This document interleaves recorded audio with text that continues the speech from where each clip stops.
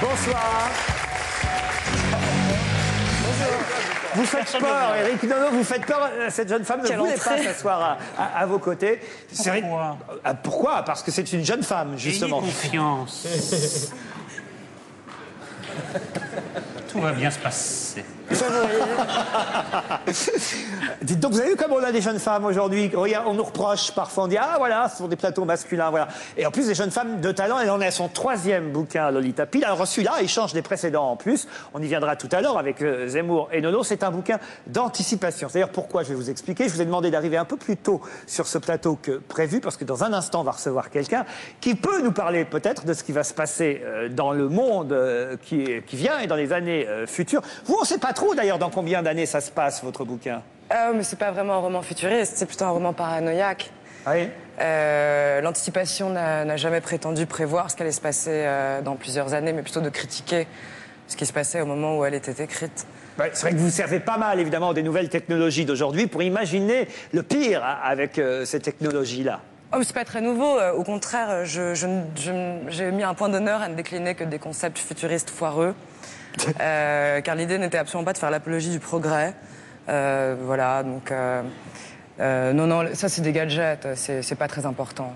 Bah, quand même, je trouve ça amusant la façon dont, par exemple, ce qui s'appelle un portable, un téléphone portable aujourd'hui, ça s'appelle un traceur dans votre livre.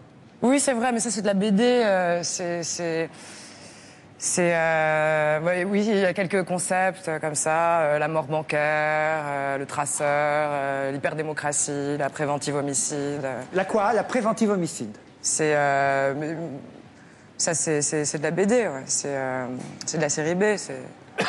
Vous dites du mal de votre bouquin, on dirait d'un seul coup? Ah, pas du tout. Moi, j'ai une grande admiration pour la bande dessinée et la série B. Et l'idée d'ailleurs dans ce livre, c'était de combiner tous ces gadgets un peu foireux.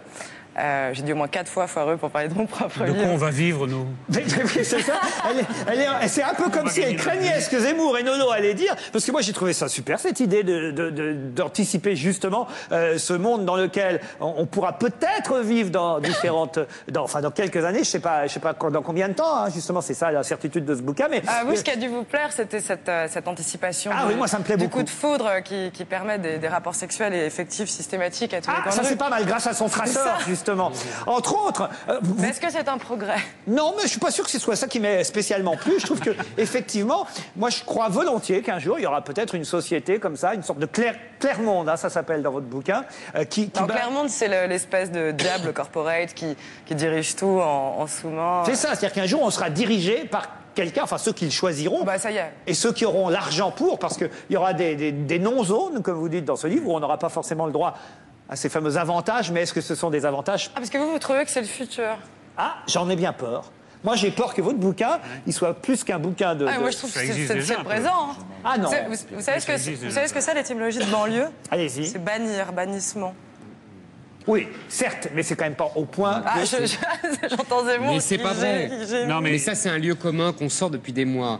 Ça veut dire aussi au banc. C'est pas forcément... Le banc de la société. Non, pas forcément. À l'écart. Mais non, alors, attendez. C'est pas forcément le bannissement, mais dans pas le l'autre sens, bannissement. il y a déjà des quartiers qui ressemblent à Clermont, c'est-à-dire des quartiers clôturés, gardés par des vigiles. Voilà, Bien ça existe sûr. déjà. Ça, elle avait déjà su nous les décrire, en tout cas dans son premier bouquin. Dans le deuxième, peut-être aussi, je ne l'avais pas lu, mais j'avais lu le premier. Mais là, ce qui est sûr, c'est peut-être que j'ai pas compris le livre, hein, mais c'est que vous vous servez de ce qui se passe aujourd'hui. Bien sûr qu'on est déjà un peu dans ce que vous décrivez là, mais pas quand même au point du bouquin, rassurez-moi. Ou alors, c'est que vous avez une vision très pessimiste de notre société. C'est le cas, oui. C'est le cas. Ouh là là! Comment je vais faire pour lui remonter le moral à cette jeune femme alors? On va le faire, nous. Moi qui me disais que ce que j'avais lu là-dedans, c'était pour dans 50 ans, 60 ans, 100 ans, enfin que je pouvais, on va dire, profiter tranquille pendant ce temps-là et que ça m'arriverait pas et que je verrais jamais ça. Vous vous dites ça existe déjà? Moi, si vous voulez, mon ambition, c'était plutôt d'écrire une tragédie. Enfin, je dis ça... ça a l'air un peu pompeux comme ça, mais je voulais écrire une tragédie. C'est mieux que foireux.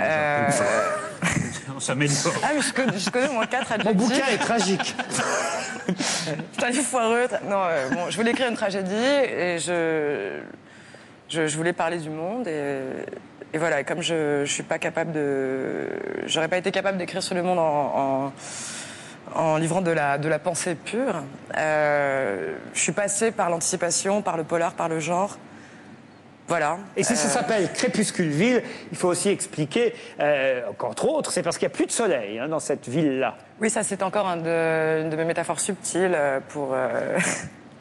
Il n'a plus rien à dire après. C'est un boulot remarquable. Il fait son autocritique. Exactement, c'est à la chinoise. Alors pourquoi il n'y a plus de soleil? Expliquez. Non, disons que... Il n'y a plus de littérature non plus. Faut le Vous dire, voyez ce que vous clairement.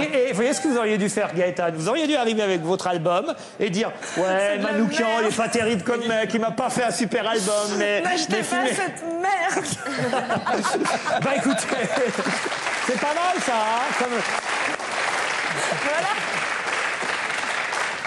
Une tragédie moderne. Oui, alors c'est peut-être pas vous qui vous contredisez, c'est peut-être l'éditeur qui vous contredit, parce que quand même je découvre finalement, parce que parfois les animateurs ne lisent que la 4e de couverture. Moi, j'ai plutôt lu le bouquin et pas lu la 4e, et là je découvre en 4e de couve une tragédie moderne qui pourrait devenir la nôtre. Vous voyez que c'est pas aujourd'hui, qui pourrait devenir la nôtre.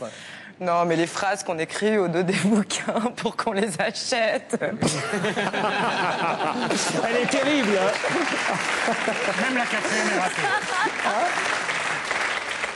Écoutez, c'est bien, elle a mâché une partie Absolument. du travail. Non, Tout à- c'est un très beau livre. C'est Tout, un tout à très l'heure, je beau vous la roman. livre, à Lolita Pile, parce que moi, je sens que je vais avoir quelques... Non, moi j'en suis très fière. C'est pour ça que j'y vais, je dis n'importe quoi, parce que j'ai fait le boulot. Quoi. Ça Voilà. fait 4 ans que je trime sur ce truc. Je suis tellement heureuse qu'il soit terminé, qu'il soit sorti. Puis vous n'aimez pas vraiment venir à la J'ai tellement télévision. souffert. Vous n'aimez pas en parler, en fait, de votre bouquin. Ah non, mais je déteste ça. J'aimerais bien qu'on me parle de tout sauf de... Bah, ça tombe bien, on va parler d'autre chose, je le mets de côté. Et on va accueillir tout de suite un homme politique au franc-parler, à qui on doit le fameux, il en parle d'ailleurs lui-même dans son livre, il dit qu'il n'a jamais vraiment prononcé cette phrase, il faut dégraisser le mammouth. C'est l'ancien ministre de l'Éducation